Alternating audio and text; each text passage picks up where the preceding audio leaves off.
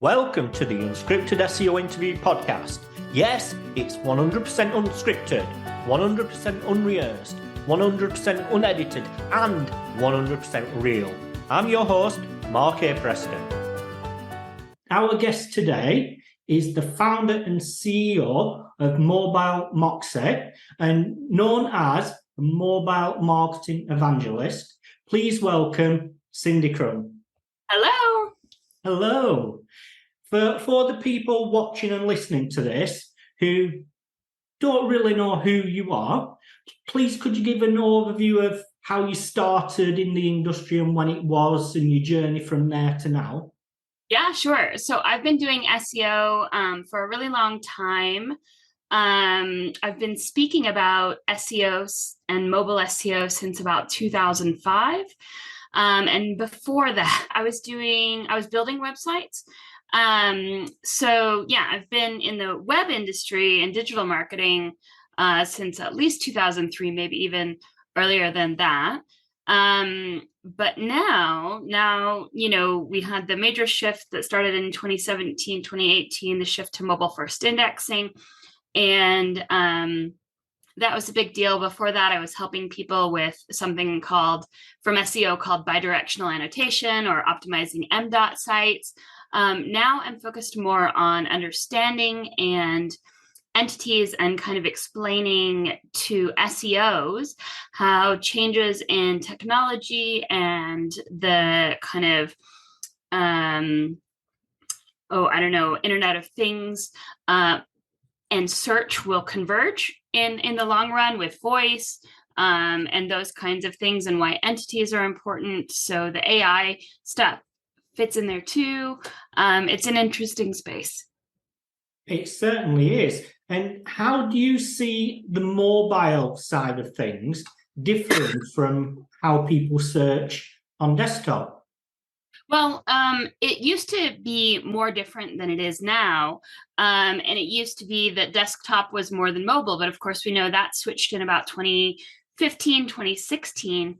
And now there's more mobile searches than desktop. So even though a lot of tools still focus on desktop data because it's easier to get, the reality is that users are experiencing mobile search results much more than they are desktop. And so that's changing user behavior. So it's not just the layout of the search result changes, which it does.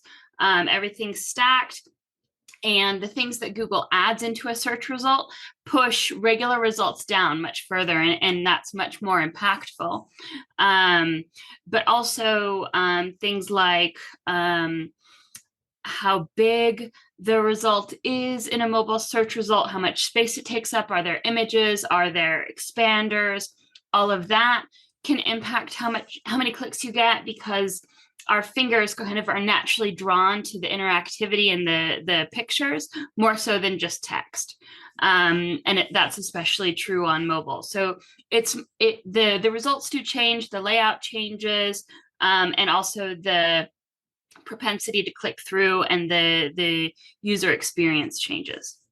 Right. Regarding the user experience, how over time has users changed with searching on mobiles?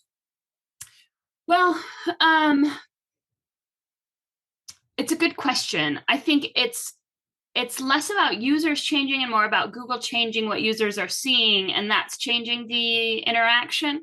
So I think that many industries are seeing, even when you see increasing rankings, more keywords in top positions, some industries are seeing decreasing clicks.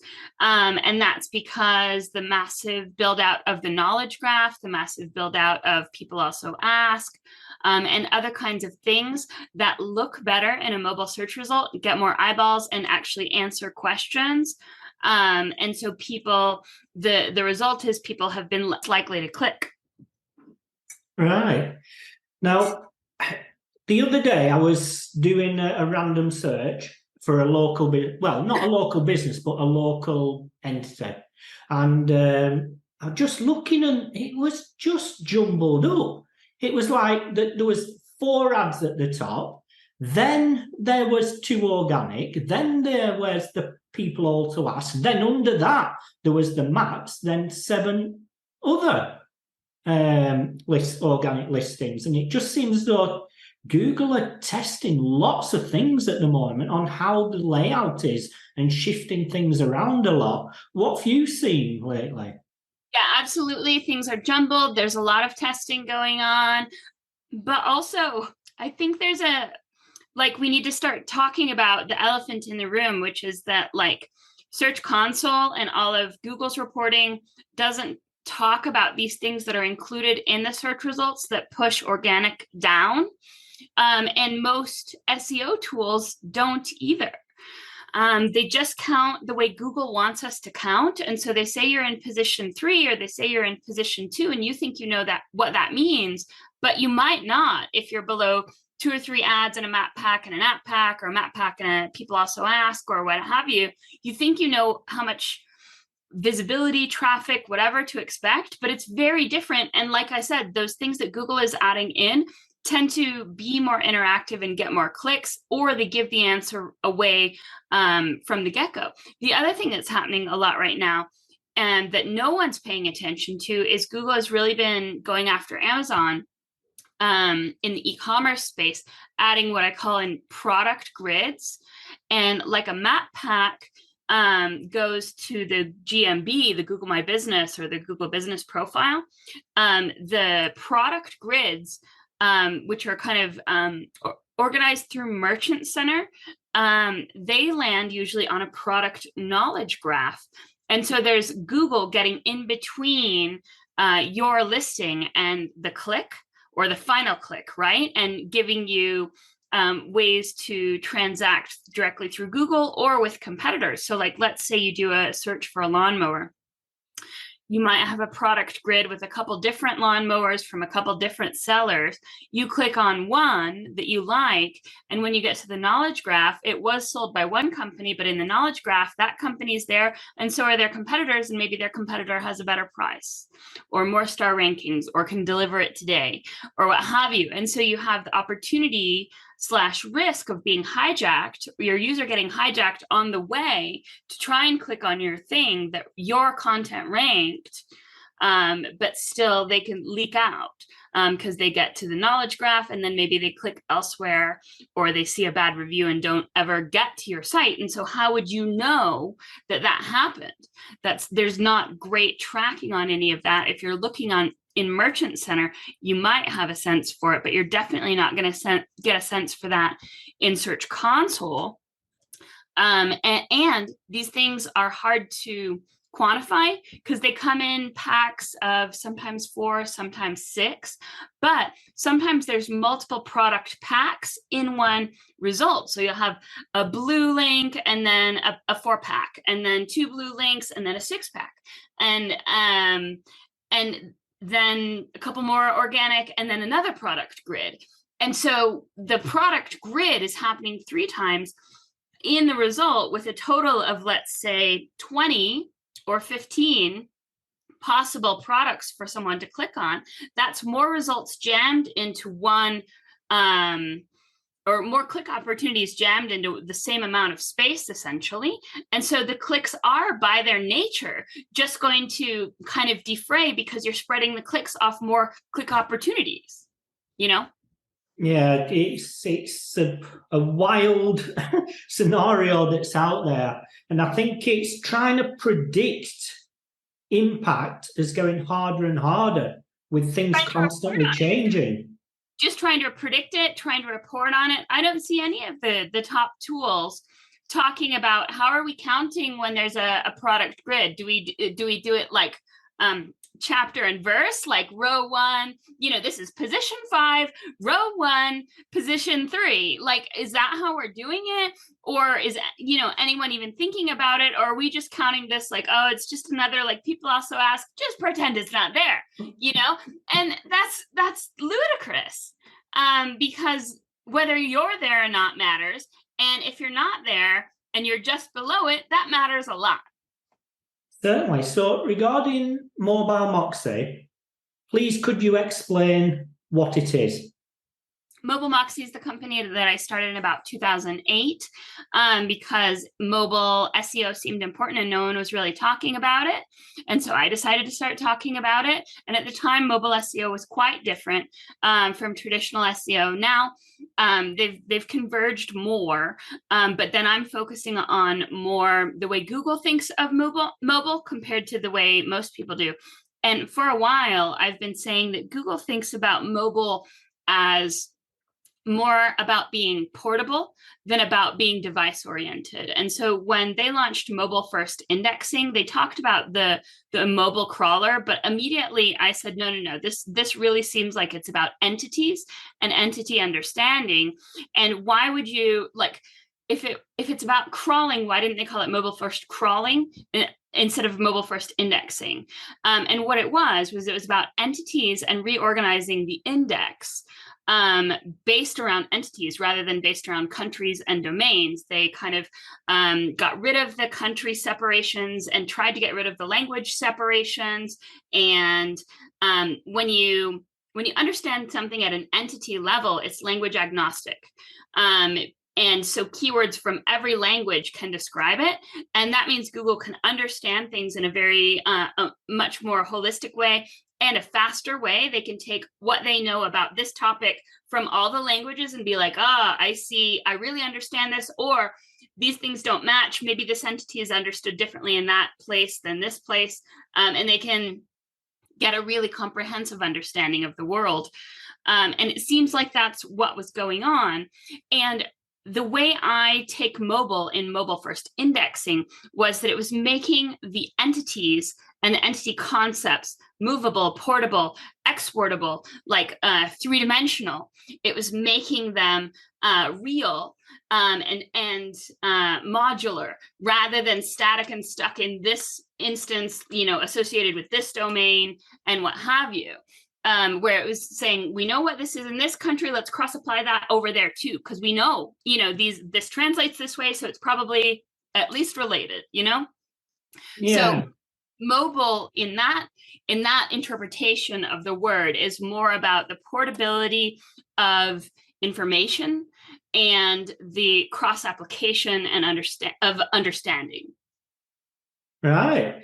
I mean, there's been a lot of talk more recently about the entities and everything, but it's not something new. That it's sort of always been there. I just feel as though Google's got better at understanding the entities surrounding things. It's been there since Hummingbird. Hummingbird was the first algorithm update that Google launched to try and understand entities and understand semantics. That's kind of what people have agreed on in terms of what Google has said about how their algorithms work. But Hummingbird was more focused on local, and it was kind of trying to understand discrete businesses and concepts related to businesses, but it wasn't by any means as broad as the way it eventually rolled out in mobile first indexing. So you're right. This concept for a long time was really hard for SEOs to latch onto, because keyword research has been the core of the beginning of every SEO project since the beginning of SEO. And saying, well, yes, keywords are important, but there's something before keywords. And SEOs kind of were mind blown, like, how is there something before keywords? There's nothing before keywords, but there is. Yeah. Do you think it's they have to change the mindset in the industry, where they're not just looking at keywords and data and search traffic and all this, but they have to understand, like, words themselves. They have to understand what people are searching, but the meanings behind things, rather than, well, this tool says this keyword gets so many searches per month, so we'll write something about that keyword. Yeah, and that's why at the same time that entities became kind of a buzzword in the SEO industry, so did intent, right? Because we were getting to what was just below the keywords, which is understanding, right? And understanding a keyword is different from having a keyword. And understanding a keyword means that you kind of get signals about intent. And now what Google's trying to do with their MUM update or their MUM system is string these entity plus intent groupings together into a story, or a journey is what they call it, and say, okay, if someone starts here, then their most likely next step is going to be this, and we can start planning for that, and potentially surfacing things or preferencing things that meet that need faster. And I think that's an important change. It's not gotten a lot of attention, but it's also important that Google is looking at journeys in a very cross-device way. So trying to group my behavior that's related to a specific topic between my phone and my Google Home Hub or Nest Hub and my desktop and my laptop, and saying she's logged in all these places and she did this here and that there, and we think she's going to finally go buy those shoes at this store that she looked up yesterday. You know, maybe she needs the directions, or maybe it's time to show a coupon or something. I think that's where Google wants to get. Yeah, very personalized journey that I think, well, it's gotten better. I mean, there's many a times where I've been looking at something and next thing, you seem to be on a journey towards it, you know, and I think one of the things I've spotted though is you've been on that journey, you bought the product, but then you still get thrown back to the journey as though you still want to buy it, even though you bought that product. Oh, so you're talking about like retargeting ads? Yeah, retargeting ads, plus the actual, especially on mobile, going through and what you see in personalization around things. It just seems to be that the journey up to sales is sort of really good. Then after sales, it's like, oh, well, where are we to put you now? What are we to show you? Yeah. Well, and so the retargeting of ads and the ads that kind of follow you around, that may be Google, but it's less about Google and more about just how advertisers run their ad campaigns, and kind of the inability to reconcile things like when you convert offline, the digital world doesn't know about it yet. So yeah, that's going to be a difficult problem to solve, and even more difficult is, you know, when we lose all third-party cookies, and then either the ads are just going to be not targeted and definitely not follow you around, or you're going to have to opt in, and then they might be even worse. That'll be interesting to see. But yeah, I think that the story or the journey that it's going to be critical to Google's next moves, whatever they are. And I think that's part of why we had this massive migration of everyone into GA4. Instead of updating Universal Analytics, they had to start over. And that's kind of partially to address the privacy concerns and the cookie concerns, but also to improve attribution that's cross-channel and cross-device.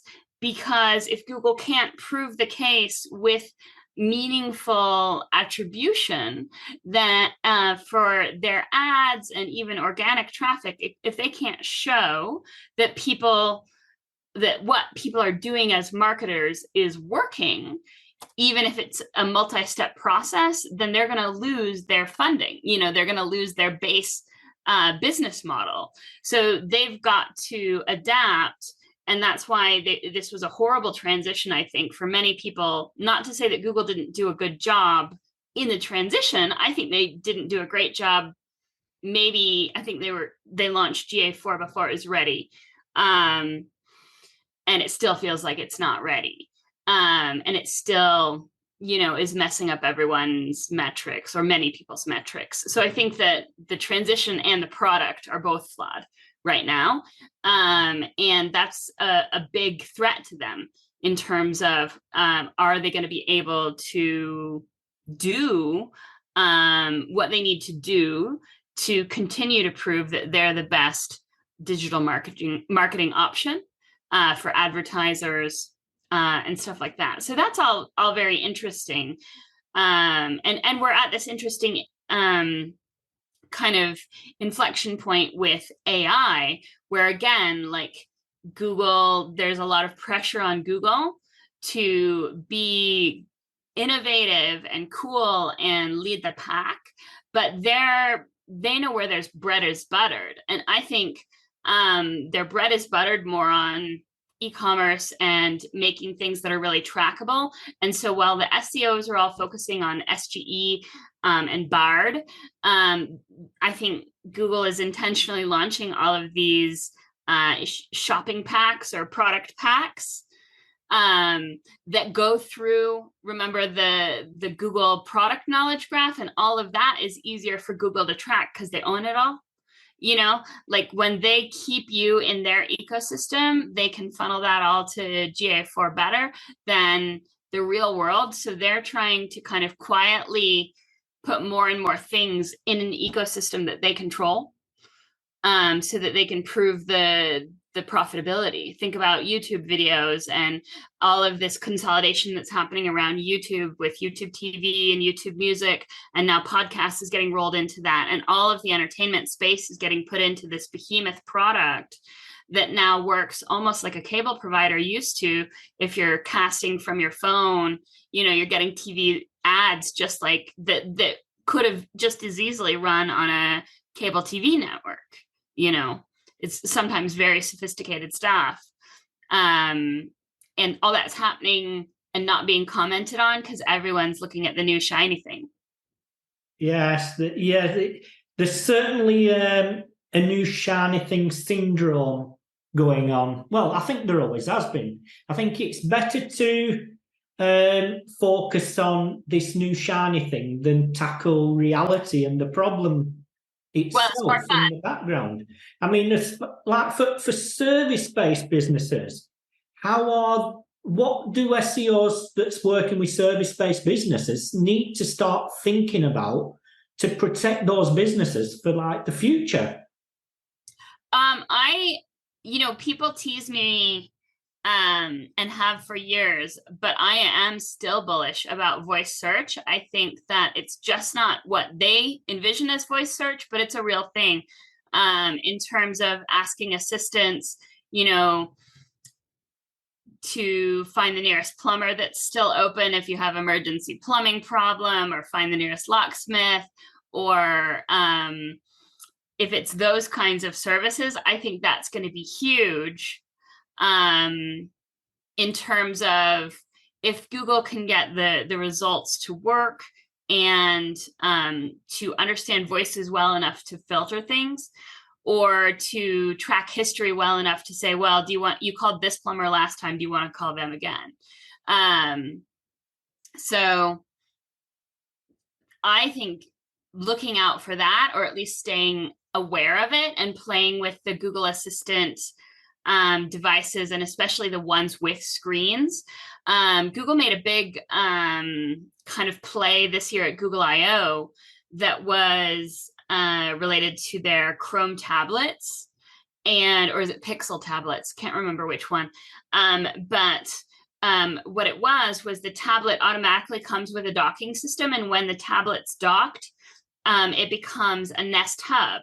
And so it becomes your assistant. So whenever it's charging, whenever you set it down to charge, it becomes a digital assistant that you can ask voice queries, you can use as your TV, you can use as your radio, and you can use as your game system. So it's like, why would you buy the other devices if you're a college kid?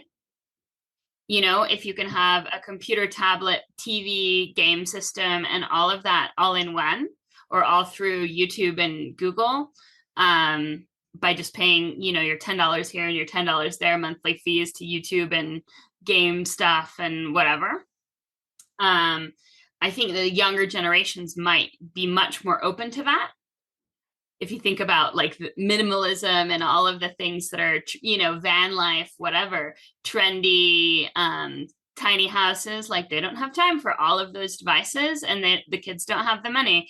And so I think there will be, I think Google's banking on that shift eventually happening, where more and more things happen digitally, controlled by voice in the cloud. And if I say, okay, device, turn the lights on, or okay, change the temperature, SEOs don't think of that as a search, but Google does. Because remember, Google has to know your context and know who you are, where you are, like temperature where. Like you could be in this house or that house, or turn on music, like which music do you want, this room or that room? Like it's on a much more micro level. And so they've got to search the entire world that they know about, even the entire world that they know about you, which could still be large, right? Maybe you tend to hang out in these 5 places that all have voice controlled stereo or lights or whatever. They have to be like, okay, where is he? Well, he's in one of these 2 places, but he said bedroom and only this one has a bedroom, so let's play the music there, or let's turn those lights on, right? That is a search. It's just not a search for textual information that has a website associated with it. It's a search of an even larger database. Does that make sense? Yeah, it certainly does. I'm going to say it's Google's trying to understand you as a person as well, in what you do to try and serve you better. It's not like before where, we could more or less guarantee that when we got ranked in position 2, then everyone sees you're in position 2, no matter where they are. Yeah. Well, and without third-party cookies that know exactly you, all of the advertisers, including Google, are going to be using these much larger like data sets and cohorts to be like, this person is in these 18 cohorts or these 18 user groups, and like she likes dogs, but she also likes technology, and also likes learning about AI, and like that's maybe a small group, but it's still based on these larger anonymized groups.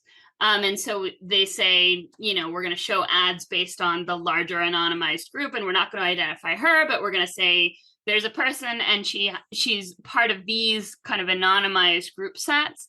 And that seems like how Google's going to have to go forward. And so using new ways of getting to know a person and know their context might help Google stay at the cutting edge of ad targeting. And of course, that's all subject. I'm not a privacy expert. That could all change. That could change from country to country, or perhaps I'll leave it open that I might be mischaracterizing it. But I think if I were Google, that's what I would be looking at in terms of how do I get to know people without using third-party cookies, and how do I leverage my knowledge of them without using third-party cookies or without compromising privacy. Yeah, so how do you see SEOs conducting research in the future? They got a new client.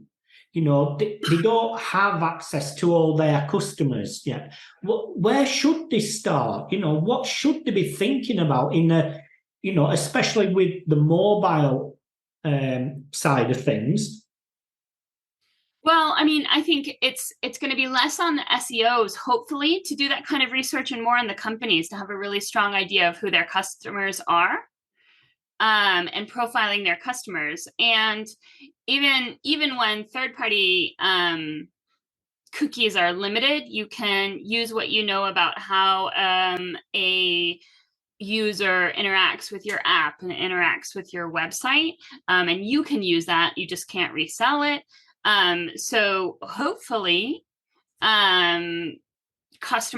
companies are going to start to really hone in on their existing customer base and do a better job serving them. I'm sure that's what Google would say that they want. Yeah. So do you think there's going to be less focus on keyword search volume? Yes, maybe. I mean, I think that if Google could push things the way that they would want, they would push companies to do a better job engaging their existing customers, both pre and post sale. Because kind of like what you were saying about once you buy something, the internet starts to fail you on that purchase, or it just kind of annoys you. And I think there may be more opportunity for post-sale support and engagement, because that's the other thing. If you look at like what does the younger generation care about, they care about more about the environment, minimizing waste, less consumerism and stuff like that. So it's like, you bought this top 2 years ago, how do you style it with the newest trends, those kinds of things. You can giggle, but I think that might be actually a huge opportunity. Or even just follow-up care for something like, I bought a camping grill and had to assemble it myself, and like was assembling it and had a screw in one hand and a screwdriver in the other, and is reaching at a weird angle, and like something wasn't fitting together properly, and I yelled to my Google Home Hub, like, get me a video for how to attach the ignition on the blah blah blah grill. Did it bring up a video that shows me the assembly process, or that shows me at least like this part of the assembly process? That would be even better, if it had the assembly process and then the bookmark, and Google could surface that bookmark of that video. That would be great, but the video didn't exist in the first place. So long-term support of what's sold by giving the engaging videos of assembly, how to fix, how to troubleshoot for physical technical products, for soft products, clothing and stuff like that, how to restyle, how to update, stuff like that. Maybe I think there's room for that in the future than there ever has been, I think. Yeah. What do you think? I was going to say, but it's, for me, I've always been in the mindset, maybe I'm just old or just been in this industry a long time, but just give the audience, not even the audience, the customers, the real people, just understand what they want and give and solve it and give them what they want, without going on and on and on about this thing that they don't really care about. And I think that, we need to get to the point. People don't want to read like 2,000 words of waffle. They just want to know something. Just get to the point. Just a video, show me how to do that thing. I think Google was really trying to do that when they launched passage indexing, which is something that I had seen happening for a long time, and I called it Fraggles, which was where Fraggle is the word fragment plus handle. So handle is like a jump link on a page where you were clicking on a link from a search result, and it was not just getting you to the page, but getting you just a portion of the page that had the answer to that particular question. Same thing is happening with YouTube right now. They get all of the text and they kind of break it into logical chapters. And that used to be something you had to manually do, but now Google is doing it for you with a seek kind of thing that's basically it's getting transcripts for your whole thing, whether you add transcripts or not. Google has it in its brain, and it's doing that, and it is trying to find the right piece, and that helps with them. They say it's a different system, but that helps conceptually with them being able to do people also ask, being able to have featured snippets, but also being able to answer a question when it's a voice only interaction, right? Like the worst experience ever would be a Google Home Hub trying to read you the entirety of a web page when all you want is one paragraph. Why do you think passages is so important to Google? Yeah, it's to surface the right piece, the right section of the page on a computer, but it's even more important when there's not a computer for someone to skim with, right? Yeah, it's just with the whole video and all these platforms, and people are searching differently as we go along. The SEOs, should they be broadening their mindset to all these other things like YouTube and video and TikTok or whatever, wherever the customers are, it's not just about written text to get ranked for a keyword on Google. And it hasn't been for years. But some SEOs still think like that. And it's, most SEOs sit at their laptop or their computer while they're working. So they're doing test searches there, and they're taking it for granted that most users aren't searching on a desktop, or they're not searching on that big a screen. And so I think being more realistic about what is the real use case in the search and what is the real experience from the search is important. And so things like you asked about, like search volume, is that still important, and how does that fit in? I think in Google's ideal world, maybe search volume is a thing just to get like trends or seasonality. But the idea that you rank this is a term, there's 20,000 searches for it a day, and you rank number one, so voila, you're going to get 19,000 of those searches. That's just not realistic. And to some degree it never was. But because that's even more and more true as the algorithm gets better at understanding intent. If the algorithm, Google says that they don't personalize search results, but they will hyper-localize search results down to like your house, or, at least you and your neighbor's house. Like they can hyper-localize to the point where it's nearly personal. Not to say that they necessarily do in most search results, but they could. They wouldn't right now, probably because it takes too much processing power to do that. The return is not good enough, but maybe they'll figure out that the return is good enough on some queries, right? If you're, I don't know, a block away from a gas station and you're searching for that gas station, like you're lost and you can't find it and you can't see it, and that gas station happens to be paying for an ad, then the ROI of showing the ad right at the very, very top so it can't be missed to get you the directions of the, walk around the corner and you'll see it, could be really high compared to if you're not that close, right? Oh, I don't want to go that far. So I'm not going to bother clicking on that ad. I'll click on something else. I don't know. There's just there's so many, the three-dimensionality that we talked about with entity indexing, I think is true now that we have this kind of deeper, richer understanding of the world, or that Google has a deeper, richer understanding of the world, gives them more levers to pull and push algorithmically all the time and play with, so that they can tweak advertiser ROI, which is what they care about much more than SEO. I think they can tweak that in ways that keeps them cutting edge and better than their competitors, Yeah.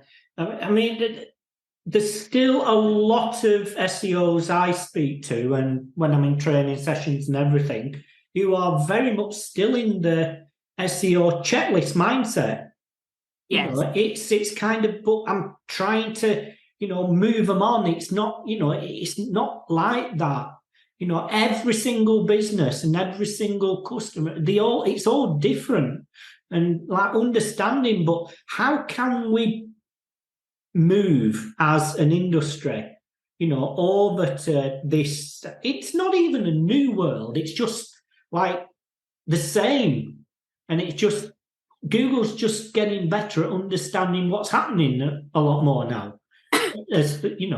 But from an industry perspective, it's just easier for them to say, well, I can do X, Y, Z over and over, and it'll work, but Yeah. I mean, so I think that there's always room for checklists. Checklists are especially great for junior employees at a big agency where there's not someone who's got kind of the breadth of knowledge to be doing the big thinking and sitting with all of the juniors, right? So checklists are great for limiting errors, for instance, on a website, like limiting potential technical errors and saying, okay, do we have a canonical tag? Do we have schema? That's all great. And that stuff does help.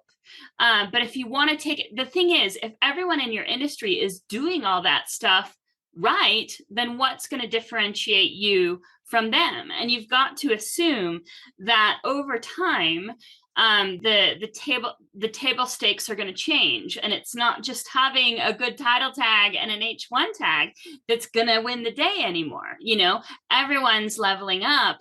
Google is, and so is everyone else. And so, the checklists have their place, and basic SEO and technical SEO checklists definitely are still valuable, but you've got to realize that is a lot of the things that can be expressed in a checklist are the bare minimum, and they're getting you from position 50 to position 20, not to position 1, and even still, if you're in position 1, I tend to believe like position 1 isn't a guarantee of anything either, because it still could be halfway down the page. And so being realistic and actually looking at a real search result and going, oh, like position 1 is way down there where position 7 used to be. What's all this stuff? And how can we have some kind of representation here? And that might mean that as SEOs, we say, hey, like, this query has lots of paid ads, and it always does, and they're always really good, and they all have ad extensions with calls and maps and apps and all this other stuff, and the likelihood of someone getting past all those ads and past this people also ask and the knowledge graph and all that, pretty low. Like let's say there's a knowledge graph and it's always there, which is not the case. Sometimes knowledge graphs come and go. Let's say it's always there. The likelihood of seeing your position 1 ranking below knowledge graph, not as good as seeing a paid that's above it.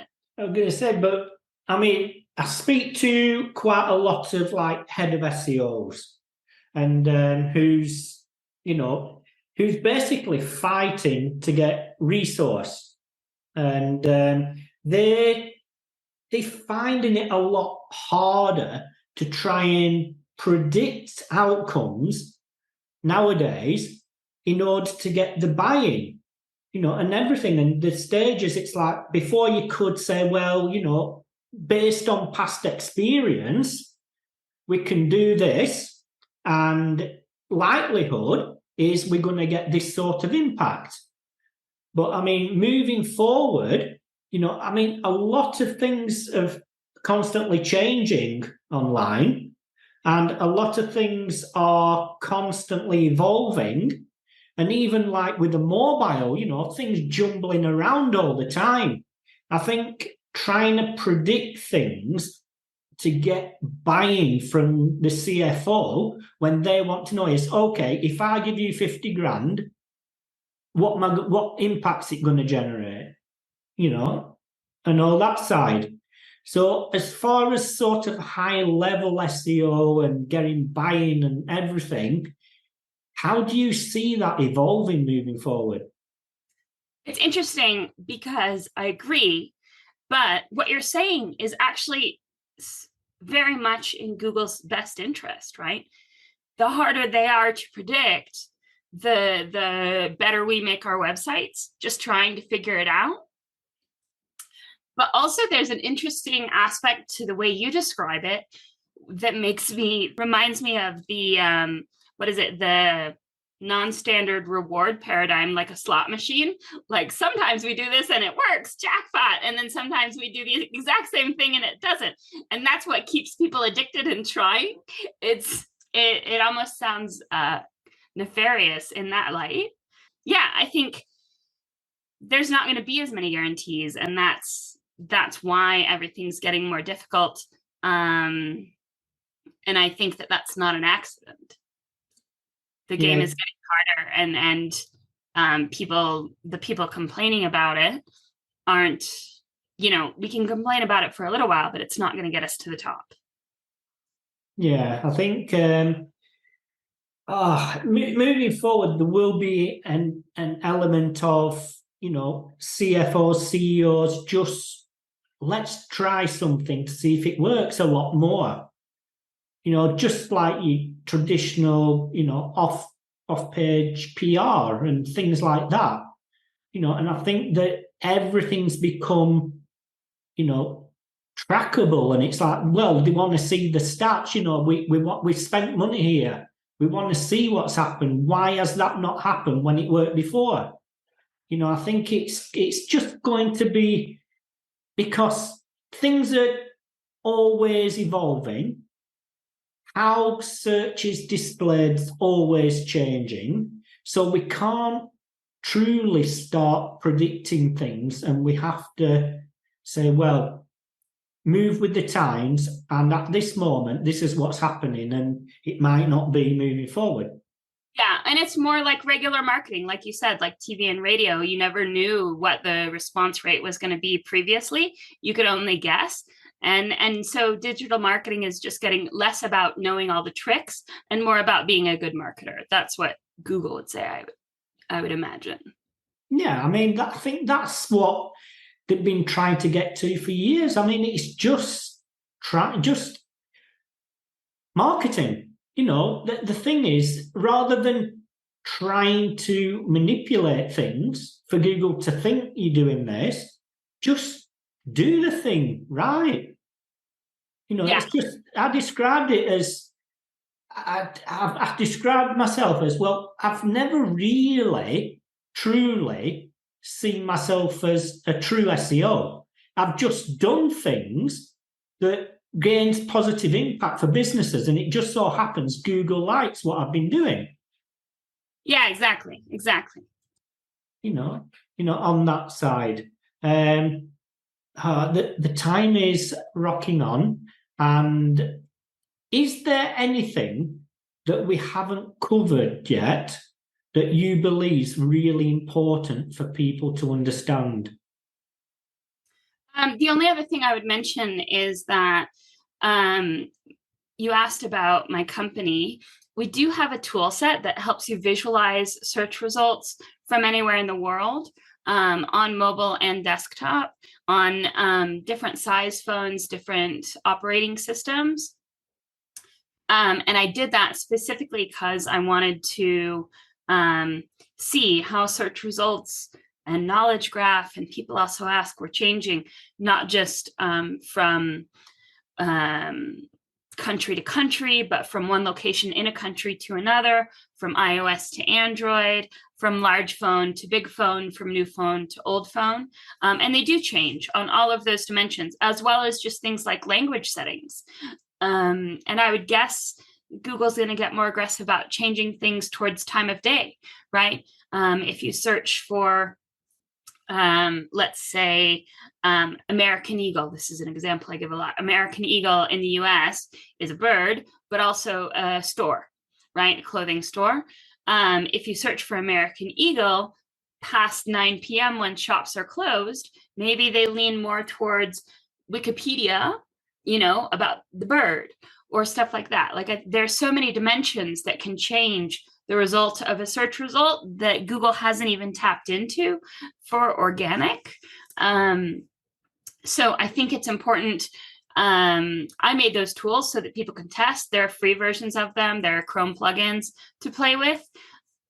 So I just would encourage people, if you think you know what's going on, but you can't explain something that's happening in your analytics, then you need to be looking at real search results. And the problem is that whatever is showing up in my query today is not necessarily what was there yesterday. So one of the talks I've been giving shows something where a site maintained position 1 on a huge query for a long time, but with, like, in Search Console, the orange line stays right around position 1, but clicks and impressions fall off like that, and then they come back. Well, what happened?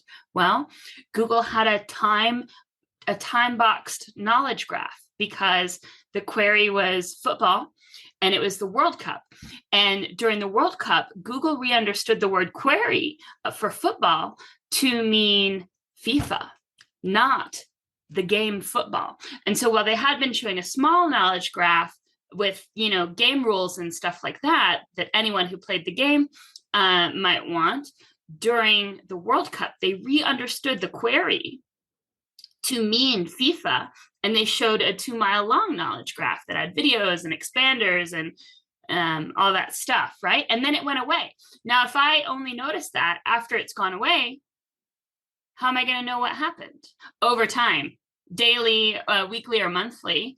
To just say, we're not trying to overanalyze it. We just want to give you a reality check, because once yesterday's happened, you can't go back and see what did it look like for real. And like some of the tools out there do give you a small visual, but it usually doesn't include all the stuff.